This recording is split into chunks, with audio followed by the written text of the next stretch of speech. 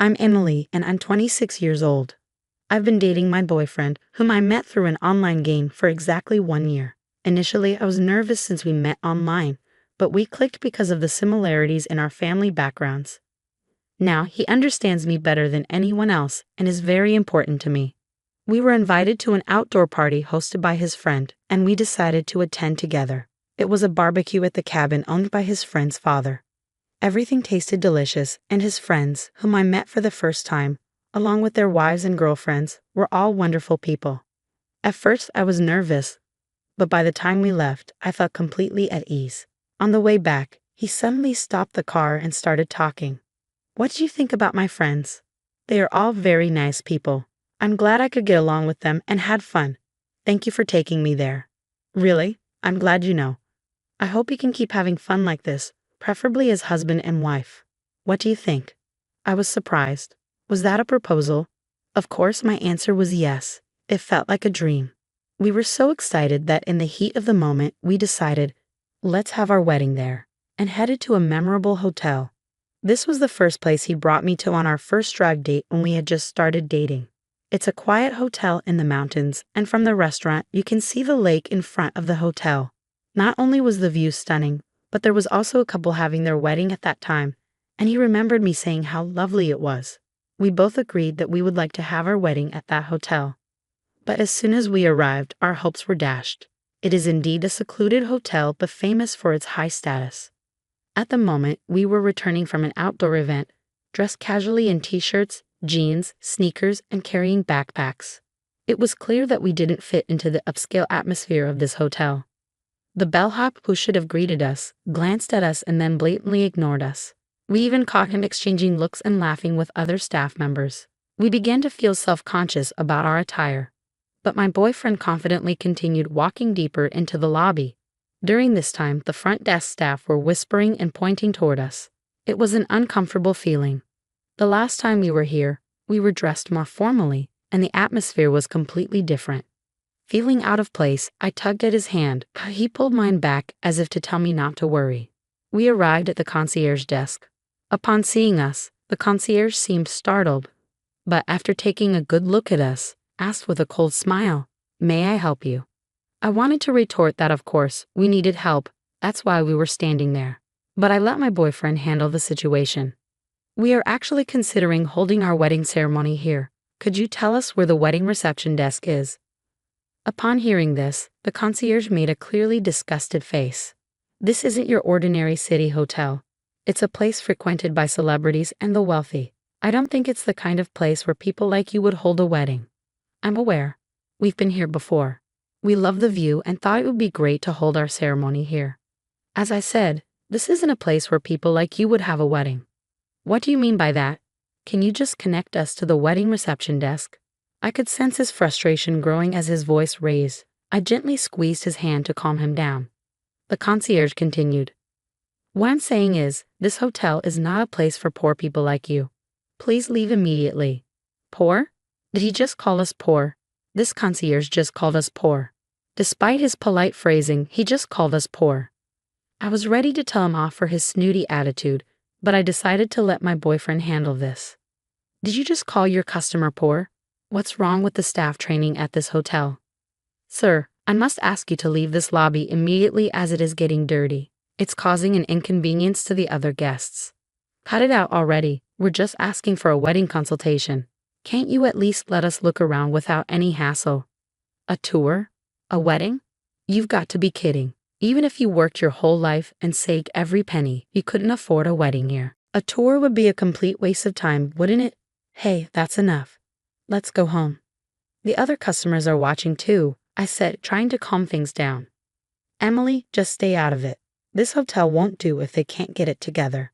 "They need to act properly," he replied, clearly agitated. He hates injustice so much that he becomes ruthless when dealing with people who act unfairly. This usually only stirs up more animosity and heats things up. "How did you learn customer service? You're supposed to be a specialist as a concierge, right? Is it acceptable to treat us the way you just did?" "What? What are you talking about?" The concierge stammered. At that moment, a voice came from behind. "What's going on here?" It was the manager, thinking we were causing a disturbance. We're simply asking to be shown around because we're interested in having a wedding here, my boyfriend replied stoically. Just like the other staff, the manager gave us a top-to-bottom once-over, chuckled dismissively, and said, I'm afraid a wedding at our hotel might be out of your reach. The concierge chimed in. That's exactly what I told them, but they won't leave, and it's causing a problem. It's a disturbance to our other guests for you to be in the lobby for such a long period. I'm sorry, but I think it's best if you give up on the wedding and please leave. Hold on a second. We're just asking to look around because we're interested in having a wedding here. Isn't it okay if you just show us around? My boyfriend insisted. Sir, I am the manager of this hotel. If you continue to loiter here, he gestured to call security. So what do we need to do to be able to look around? Well, if you were to buy the hotel and become the owner, that's not going to happen. But, at his words, I was on the brink of losing it, thinking, what the heck is he talking about? But my boyfriend just said, I see. So that's how it is. The owner, huh? And started to ponder. Just then, security started to approach us. So I grabbed his hand and urged him to leave. As we walked away with our backs to the manager, he started giving instructions to the concierge. Contact the cleaning staff. The lobby has been completely dirtied. Have it cleaned immediately. What the heck was dirty? In my mind, I cursed them, thinking their attitudes were far dirtier than anything else. We left the hotel behind us. Feeling quite upset, I thought of taking a walk in the garden and admiring the lake before heading home. But we were quickly spotted by the manager from before as we strolled through the garden. Ah yes, this is troublesome. If you walk around here, it could ruin the view for other guests who are enjoying the scenery, he said. What's the big deal about looking at the view? That's not okay, I asked. This view is for the guests who use our hotel. If you can't afford it, please hurry and leave, he replied, trying to shoo us away. Are you possibly thinking about a wedding? Dreaming of a garden wedding? It's useless. Do you have any idea how much it costs to rent out this entire garden? Please make your way out. Then he sprayed me with a hose. Stop loitering and get going. Oh no, I'm all wet now. What is this old guy thinking? I exclaimed, shocked. This hotel might not be as safe as we thought, even if he's not the one in charge, my boyfriend said, frustrated. Hey, what do you think you're doing? He shouted at the manager. There was a stray cat in the garden. I was just sprinkling water to clean it up. Oh, it's still here, the manager said, threatening to spray water again. At his wit's end, my boyfriend shouted, Are you referring to Emily as a stray cat? Enough is enough. Is this how a person in hospitality behaves, spraying water on people? Hey, call the cops. I had a feeling it was going to turn into a big deal. I couldn't stay there and get soaked any further. Enraged, I told him, I want to change my clothes. Let's go, and dragged him back to the car. We came here excited about planning our wedding. But this turned out to be quite an ordeal. This hotel feels so different from when we visited on our date. It's almost like a different hotel altogether. No, the wet clothes I'm wearing are a clear proof of reality. I'm so glad I had a change of clothes in the car. After changing and feeling a bit refreshed, he asked me, Emily, what do you want to do? Do you still want to have our wedding at this hotel? Honestly, I didn't really care at that point, but it's still a place of fond memories. I don't know. The hotel itself is lovely, but I'm not sure about the staff, I replied. He just said, I see. Let's think about it a bit, and that was the end of the conversation. Afterwards, we decided to at least pay our respects to both families, and it's been a whirlwind since then. Our parents asked about our plans for the wedding and reception. For now, we told them we'd like a small, intimate ceremony with only friends and family and asked them to hold off on the location. We've been visiting bridal fairs at other hotels, looking for a good place, but we haven't found one that feels just right. I was in a bit of a bind. Perhaps a wedding abroad would be an option. Just as I was flipping through a bridal magazine with these thoughts, my boyfriend called. Emily, we did it. We can get married at that hotel. What? What do you mean? It was a bit of a struggle, but since it's my hotel now, you can plan the wedding any way you like. Can you believe it? He had been working on this all along. Turns out he's the son of a wealthy family and managed to get that hotel acquired by their chain of hotels. The old man said if I wanted to get married, I should become the hotel owner, he said, sounding quite pleased. I was too stunned to say anything in response to his surprising actions, but we decided to visit the hotel. The following week, the big day finally arrived.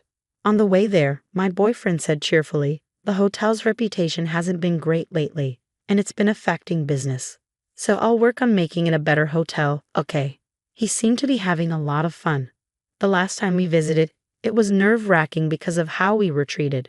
But this time, the hotel staff were prim and proper, ready to welcome their new owner. Looking around, I noticed that the bellboy who once scoffed at us was now bowing deeply in welcome. If they could welcome us properly now, they should have done so from the beginning. Knowing about their previous terrible service, their current behavior seemed quite insincere. I felt like laughing at them, but I had to keep my composure. And then came the hotel manager. "Welcome, Mr. Owner," he said. Not just the manager, but also the concierge and the rest of the staff greeted us respectfully. They didn't seem to realize that we were the poor people they had treated terribly before. It's shocking to see such a difference in treatment based on appearance. The way they changed their attitude so quickly is honestly appalling. But it's a good lesson for me.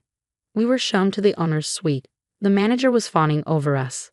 We've been eagerly awaiting the arrival of the new owner, and to think it's someone as young as you. It's truly impressive that you are the owner of this hotel at your age. Your wife is also quite beautiful, a truly stunning couple. Huh, who is this guy? You called us stray cats, but now you're saying we're handsome and beautiful. Aren't those glasses missing lenses? It's wild how the manager doesn't remember customers' faces at all.